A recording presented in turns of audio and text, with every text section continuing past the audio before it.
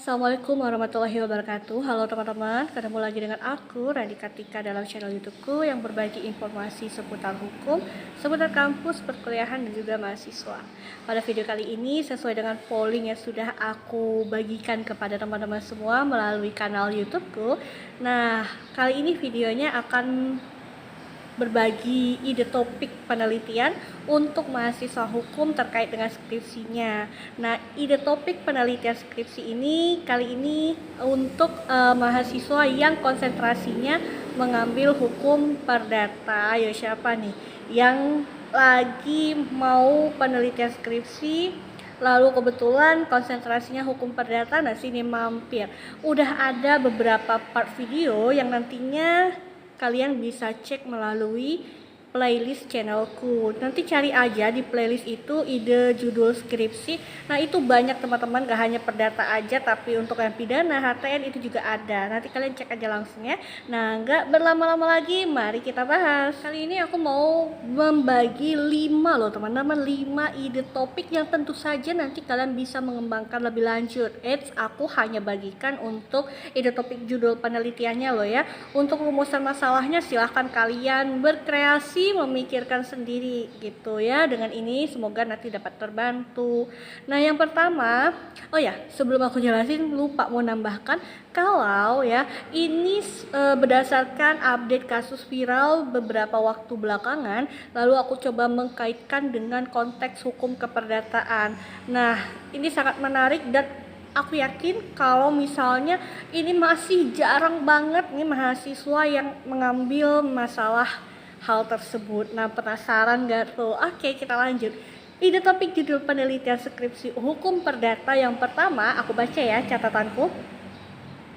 Rasio desidendi hakim dalam putusan perkara KSP Indosuria. Nah, kalian pasti tahu nih yang anak-anak hukum, baru-baru ini Pengadilan Negeri Jakarta Barat memutuskan ini kasus yang sempat viral dan heboh sejak 2020 lalu, yaitu kasus koperasi simpan pinjam Indosuria, di mana kasus ini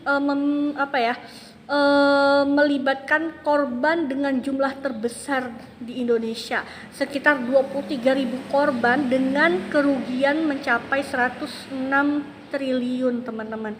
Nah, menjadi viral lagi karena baru-baru ini akhir Januari kemarin itu Pengadilan Negeri Jakarta Barat memutuskan bahwa terdakwa atau si pemilik KSP Indosuria ini dibebaskan dari vonis tuntutan jaksa ya, divonis bebas teman-teman, karena dianggap oleh hakim ini bukan kasus pidana. Padahal kalau kalian misalnya ikutin kasus ini, disinyalir bahwa KSP Indosuria ini melakukan pemungutan dana gitu ya, layaknya perbankan, dan itu tidak mendapatkan izin, tidak ada izin untuk menghimpun dana dari masyarakat, sehingga kalau jaksa itu menuntut dengan penggelapan kalau tidak salah saya baca. Nah, sedangkan hakim pada akhirnya memutuskan bebas ya, karena katanya itu tidak ada tindak pidana yang dilakukan, tetapi itu secara perdata. Nah, ini boleh banget. Kenapa aku kasih judulnya rasio desidendi? Jadi kalian nanti menganalisis apa sih alasan pertimbangannya hakim gitu ya. Kalian nanti coba kenapa bisa-bisanya hakim itu menyatakan bahwa ini tidak ada unsur tindak pidana yang dilakukan. Nah, coba ya diteliti. Next, yang kedua. Nah, ini masih berkaitan dengan perkara KSP Indosuria.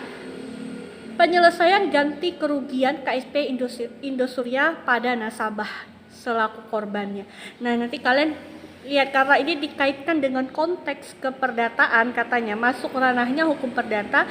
Jadi kan kalian udah tahu ya perbedaan perdata sama pidana itu apa. Kalau perdata kan dia tuntutannya ganti rugi, pengembalian uang gitu kan, pengembalian seperti keadaan semula, ganti kerugian lah. Nah, nanti ini kan jumlahnya tidak sedikit ya teman-teman, 106 triliun. Maka bagaimana penyelesaian ganti kerugiannya? Nah, kalian cobalah analisis. Bagaimana kalau misalnya si pelaku ini tidak mampu mengembalikan kerugian tersebut. Nah, coba diteliti. Sorry ya kalau dengar kendaraan ya berisik, mohon maaf banget gitu. Kalian udah tau lah kalau yang ngikutin channelku ya, kenapa bisa sampai berisik, susah banget kalau mau nyari sepi gitu ya, tenang, karena ini posisinya di jalan raya teman-teman, maklumi ya. Oke. Yang ketiga, oke, nih yang lagi juga sering terjadi, saya nggak tahu mungkin kalian juga pernah melakukan hal tersebut. Jadi berkaitan dengan analisis yuridis pengambilan, perekaman, serta penyebaran cuplikan film tanpa izin di media sosial dilihat dari Undang-Undang Hak Cipta. Ayo, siapa di sini yang suka mengunggah story gitu ya di TikTok atau di Instagramnya gitu kan ya. Jadi nonton bioskop padahal udah jelas-jelas ketika sudah berada dalam ruangan bioskop itu dilarang mengaktifkan HP gitu kan ya, di silent, tidak boleh mengambil merekam film tersebut. Tapi sekarang itu kebanyakan demi postingan gitu ya, demi story itu orang ngerekam diam-diam. Nah itu nanti coba dianalisis, kalau dilihat dari Undang-Undang Hak Cipta sebenarnya ini bermasalah nggak? Bisa nggak ini nanti dilaporkan gitu ya? Nah kalian coba teliti. Yang keempat, ini berkaitan dengan lagi-lagi ini yang viral juga terkait dengan putusan Mahkamah Konstitusi penolakan nikah beda agama ya. Nah ini kita analisis. Jadi apa yang mau dianalisis berkaitan dengan status keabsahan bagi mereka yang telah melangsungkan perkawinan beda agama di Indonesia pasca putusan Mahkamah Konstitusi, putusannya nomor 24 garis miring PUU strip 10 Romawi garing 2022. Oke, jadi nanti kita mau lihat, jadi bagi mereka yang sudah melangsungkan perkawinan secara beda agama itu kan sempat ya, pernah dengar nggak kalian? Kalau tidak salah ada di Indonesia dia melaksanakan pernikahan beda agama. Jadi menikah di masjid, habis itu di gereja. Itu ada kejadiannya begitu. Kalau tidak salah itu sempat viral kok. 2020 atau 2021 kalian cek aja deh berita. Nah itu kan jadinya timbul permasalahan gitu ya, karena biasanya kan kalau mau melangsungkan pernikahan beda agama itu dilaksanakan di luar negeri biasanya begitu kan. Nah akhirnya Mahkamah Konstitusi itu mengeluarkan baru-baru ini putusan di mana menolak pemohon untuk legal pernikahan beda agama. Jadi kasusnya ini kalau kalian nanti baca putusannya itu pemohonnya beragama Katolik ya. Dia mengajukan uji judicial review terkait dengan undang-undang perkawinan yang dirasa katanya melanggar hak asasi manusia untuk melangsungkan pernikahan beda agama. Karena dia merasa dia itu ingin menikahi seorang perempuan muslim, teman-teman. Lalu karena undang-undang perkawinan itu dalam tanda kutip melarang gitu ya, karena di situ kan tertulis dengan satu keyakinan yang sama gitu. Nah dia merasa haknya dilanggar secara konstitusional, lalu dia mengajukan uji judicial review ke Mahkamah Konstitusi, dan akhirnya Mahkamah Konstitusi baru-baru ini mengeluarkan putusan atas hal tersebut di mana dia menolak permohonan dari pria tersebut. Nah kalian makanya kalau ini kan untuk dia belum melaksanakan ya, tapi bagaimana yang sempat viral itu dia melangsungkan pernikahan dengan beda agama di Indonesia. Nah itu bagaimana status perkawinannya pasca lahirnya putusan yang menyatakan bahwa tidak boleh menikah beda agama. Kalian silakan cek. Terakhir yaitu analisis yuridis perlindungan hukum atas karya tulisan yang dibuat oleh penulis lepas atau freelance melalui jasa freelancer.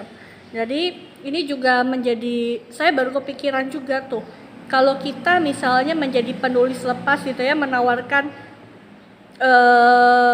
tulisan kita melalui jasa freelance di internet gitu ya, lantas siapa ya yang berhak atas tulisan tersebut? Sedangkan kita kadang membuat tulisan itu kan by permintaan ya. Jadi permintaan dari perusahaan atau apa diminta kita untuk membuat suatu artikel, lalu kita buat, kita dibayar, kita kirimkan naskahnya. Apakah jadi milik si perusahaan tersebut misalnya yang membayar kita, membayar jasa kita, atau sebenarnya tulisan itu tetap berada di tangan kita secara hak ciptanya. Nah itu coba kalian ini ya, kalian coba analisis kalau kalian tertarik. Oke? Nah itu aja 5 gitu ya. Nggak tahu kenapa aku lagi excited banget dengan 5 hal ini, karena aku ngerasa ini update banget gitu ya, masalah hukumnya yang ternyata kok orang lain nggak kepikiran. Kayak poin yang kelima tadi nggak kepikiran sampai situ, kok saya jadi kepikiran gitu. Kalau saya pengennya saya juga, saya mau juga nih buat tulisan terkait ini gitu ya, penelitian dosen gitu kan ya. Tapi nggak apa-apa, berbagi untuk kalian semuanya. Oke, semoga kalian terbantu dari penjelasan saya. Jangan lupa di share ke teman-temannya gitu ya. Jangan takut kalau misalnya kalau aku share nanti teman-teman aku pada ngambilin juga. Jangan takut begitu, karena beda-beda, pasti yang dianalisis juga berbeda kan. Belum tentu juga mereka tertarik ini gitu ya. Jadi silahkan di share sebanyak mungkin, hitung-hitung bantu teman kalian lagi stuck mikirin judul skripsi. Oke teman-teman, assalamualaikum warahmatullahi wabarakatuh.